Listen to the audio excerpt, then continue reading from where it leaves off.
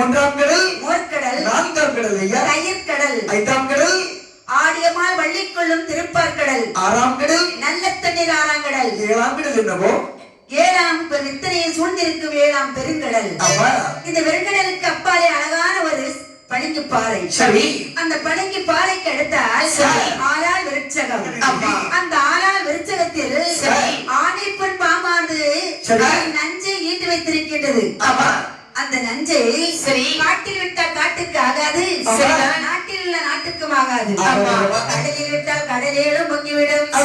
ஆகையினால் 7 கன்னிமர்களாக பிரவி செய்கின்றார். அந்த 7 கன்னிமார்கள் யார் யார் வந்திருக்கிற பாருங்கள். நீரி நீரி யாரொருதி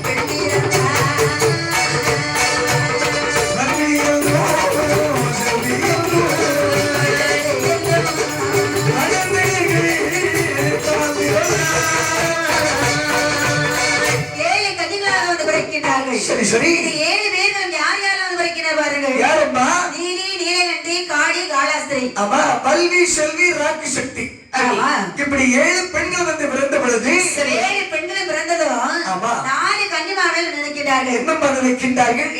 உனக்கு பூலோக வாழ்க்கை பிடித்திருக்கிறதா? அம்மா என்ன இந்த பூலோகத்தில் இருந்து வாழ்வதை விட வேற எங்கேயா போயிடலாமல் இருக்குமா? ஏன் இப்படி வெறுத்து பேசுற? ஏதோ பிறந்துட்டோம், ஆனா இந்த இடம் நமக்கு பிடிக்கல, இந்த பூலோக வாழ்க்கை எனக்கு அறவே பிடிக்காம இருக்குமா? அப்படியா? அப்படி என்று சொன்னதும் இந்த 4 கன்னிமார்களும் பூலோக வாழ்க்கை பிடிக்கவில்லை என்று சொல்லி அந்தர்மார்க்கமாக பறக்கின்றார். அந்தர்மார்க்கமாக பறக்கின்ற பொழுது 3 பெண்கள் நினைக்கிறார்கள். அடியே பெண்களே, என்னடி உங்களுக்கு ஏதாவது ஆசை இருக்குன்னா சொல்லு. ஆசை தானே, ஏதோ பிறந்தும் வளர்ந்தும் செத்தன்னு இருக்கக்கூடாது. அப்படியானால் உலகத்தில் நாம பிறந்திருக்கிறேன்னு சொன்னா ஏதாவது ஒரு சாதனை செய்ய வேண்டும். சாதனை படைக்கணும்னு சொல்றேன். சாதனை படைத்தால் நம்முடைய பேர் உலகம் உங்க பழகம் அல்லவா? ஆகையால் நமக்கு எனக்கு உலக வாழ்க்கை பிடித்திருக்கிறது. சொல்லு. அதாவது ஒரு குழந்தை, கணவர் இல்லாமல் ஒரு கை குழந்தைக்கு ஆசைப்படுகிறேன். தங்கச்சி, என்ன உனக்கு என்ன பிடித்திருக்கு சொல்லு. புருஷனே தேவையில்லை, புத்திரம் மட்டும் வேணும். எனக்கு என்ன ஆசை தெரியுமா? என்ன ஆசை? கணவன் இல்லாமல் மகளை பெற்றெடுக்க வேண்டும் என்ற ஆசை. அடைக்க அப்படி என்றால் 3 பேரும் ஒரே ஆசைதான்.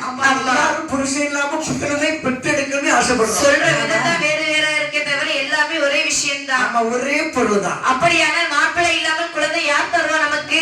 அப்படி என்றால் மாப்பிள்ளை ஆண்கள் இல்லாமல் குழந்தை பெற்றெடுக்க வேண்டும். சரி, அப்படி என்றால் ஆதிகரிக்கின்ற பகவான் நினைத்து தவம் இருந்தால்தான் நமக்கு குழந்தை பிறக்கும். அப்படின்னா தவம் இருந்தா குழந்தை கிடைக்கும்னு சொல்றீங்களா? தவத்தை மீந்தது எதுவுமே இல்லை.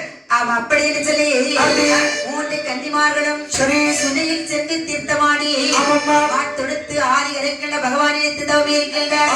அந்த தவ வலிமையானது அப்படி எப்படி இருக்கிறது பார்த்தா காற்றடித்து மணல் மூடி